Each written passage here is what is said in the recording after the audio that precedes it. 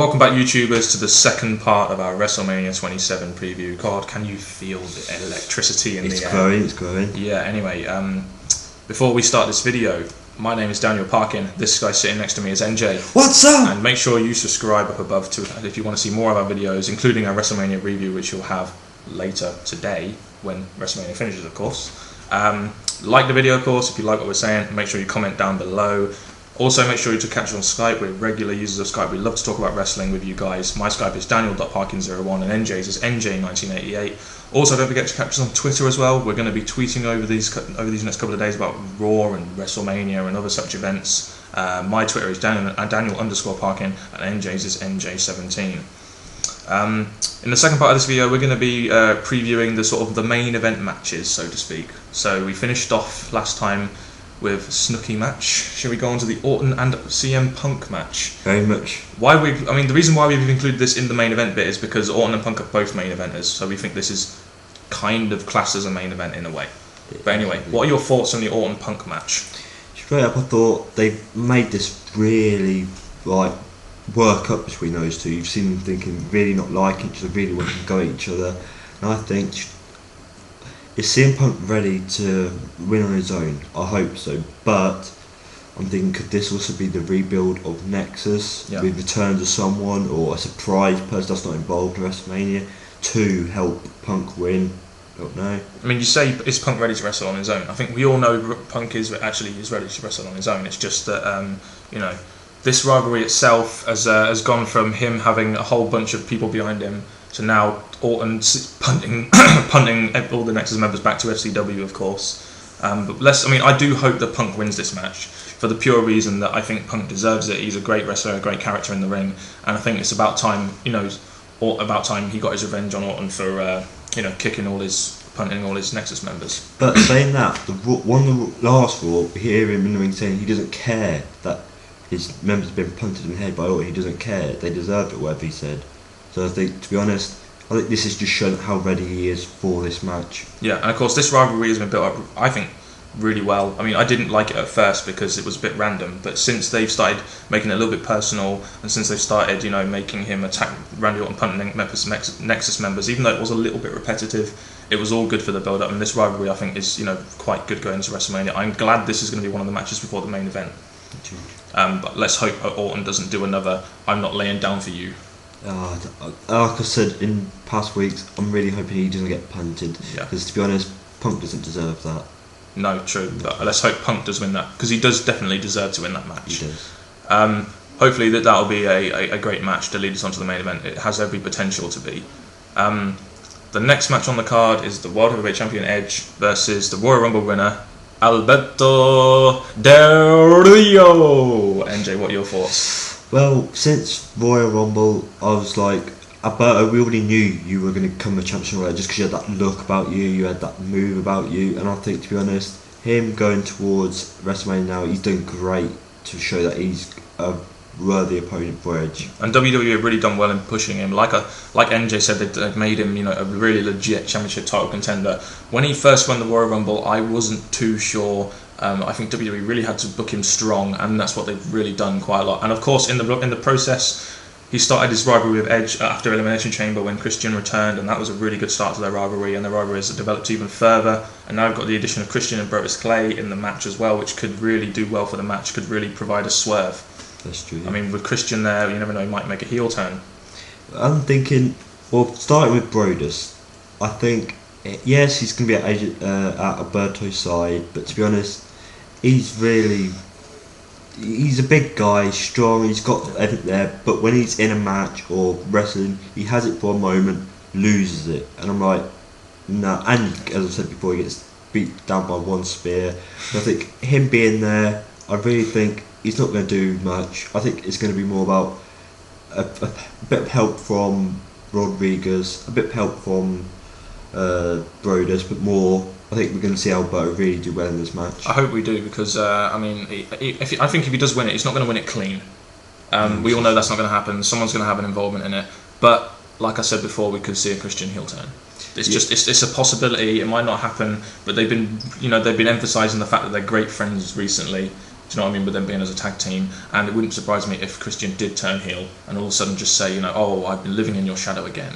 And it's a match we all want to see, really, isn't it? Well, if we did have Christian turn on Edge in the match, the way I see it is once he turns on Edge, Edge is going to want his rematch for the title. So of course, Alberto would have won. I think it would come to a triple threat match, which would be awesome. And it'll make sense because they all have beef with each other. They all want to go for the title, exactly. Obviously. Yeah. So with Alberto Del Rio's recent push, I mean, you know, if WWE didn't make him win the title at WrestleMania, I think that would be very ridiculous, and it would go. And the problem is, he would go back to Sheamus and Wade Barrett land.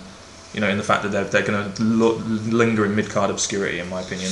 Well, as much as I respect your opinion, I'm thinking if Alberto loses, he's still going to have that destiny, that urge to go for the title. I think if he loses, he'll just say, no, you must have my destiny. Yeah. And he'll probably keep going after Edge. Yeah, but with his huge push, it would be stupid to make him lose. Would you agree? Unless he gets the rematch the following night, then... Yeah, but he won't win it, though. No one ever wins rematches. Well, yeah.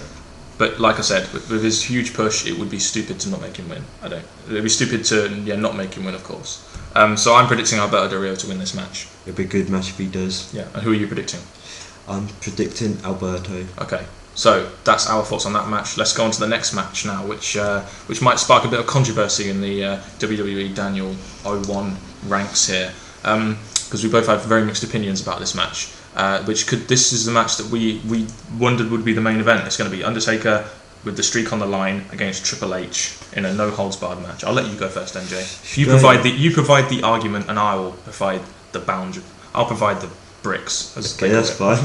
Well, we have Triple H, who came back during Taker's return, and straight up I just thought, let's hear what he has to say, because obviously he's just interrupted, but he didn't say anything. As the weeks went on, he started saying how important the match is, how he's him and Taker are the only wrestlers from the past, apart from others as well. The last outlaw. Stuff like that. And then, to be honest, I think the more they spoke at each other, the more I felt, yeah, this makes sense. It makes sense what they're doing. They had back and forward action, and I just thought they're building it up pretty well for each other, with good words towards each other. Yeah, I mean, I was of the opinion this match wasn't built up very well. I did like the return of Triple H interviewing Undertaker. I think that was okay. They didn't say anything, which was I don't know, I have mixed opinions on that. But the build-up itself, I mean, the promos have not been the best. They've repeated themselves a lot. I didn't think there was anything there in the rivalry. You know, it was just their names that were doing it. But that was until this previous Raw when Shawn Michaels got involved. Now, it was that moment that Shawn Michaels got involved and things got very personal. There actually seemed a meaning to this match now.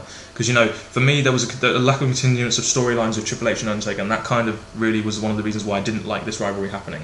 I know they needed a big match at WrestleMania, but they also need to continue their storylines. Well, with Shawn Michaels, we've seen him in past weeks before this past Raw, and he's been having little videos with him saying how big and important the match is. So I think, to be honest, Shawn Michaels has been involved before last week. I think he's really said how important this match is before. This match itself needs to be an epic match if it's going to fulfill everything, in my opinion. I mean, they've made it a no holds barred match, and I think they've done this because they want to hide Undertaker's injury. We know he's not fully recovered yet. In a no holds barred match, he doesn't have to exuberate himself too much, and of course it means you can do less and make it more exciting. Well, talk about no holds barred match. There is only one thing I'm really, really hoping to see in this match. That's Triple H's sledgehammer. Bring that back. So, you know, I'm hoping this will be a good match. It's not going to be the main event as per rumoured, but let's just hope it is a good match to lead us on to the main event. Who do you think's going to win this match? If I had to pick anyone, I'm saying Triple H, because I really think Taker needs to time out. He's just like getting injured. He's not in wrestling as much as I would like to see him. Yeah. He won't be in after WrestleMania for too long. That's why he's gradually become a wrestler I really not one of my favourites anymore, because it's just more time out. I want Undertaker to win, mainly because I think WWE should continue with the streak they're going, because that is their main WrestleMania marketability, and I think that's why they're going to make Undertaker win. Even if he's not going to come back, they're still going to make Undertaker win so he can continue the streak. We'll talk about when one of them loses. So there's a rivalry afterwards, because someone outside the match get involved. Like Shawn Michaels or Ted DiBiase, you know, maybe that could propel him to main event status. Ted DiBiase, the jobber. Ted DiBiase gets into the ring and attacks Triple H, or someone comes in just to make that a following rivalry when the other one is injured and outside. WWE Daniel 01 here, number one source for exuberant opinions, eh? Yeah. Anyway, I think Undertaker's going to win this match. Triple H is NJ's prediction. We hope it's going to be a good match. But let's go on to the main event now, which is rumoured to be The Miz versus John Cena. Now, I want to talk to you here about a couple of things. First of all, what do you think of the build-up between these two? Straight up, their build-up has been pretty good, I think. Not the best, but we've seen John Cena win number one contender matches. Oh, John Morrison should have won. When they had more and more matches, I thought the more he had, the more we thought it's going to happen sooner or later. He's had a bad year, so he's going to go for this. And then obviously we've had Miz, who's kept his title for all these months. I think we knew it was going to come. So I think it's been a good build-up for both times. I think WWE have done a good job in booking Miz as strong because they've had him attack John Cena, and I think that's what they needed to do, or else everyone would have just gone, it's going to be Cena, because Miz was never booked as a strong champ in my opinion, and I think it's good that they've finally done it now, I think, in the build-up to WrestleMania. This match, if it was just Miz versus Cena, wouldn't be the main event. It doesn't have the main event star quality that you'd think, but with The Rock getting involved, it now has. Because, as we know, Rock come back and has been insulting Miz and Cena, and after the recent Raw, Cena AA'd Rock, and a lot of people are saying that Rock could come back and get his revenge.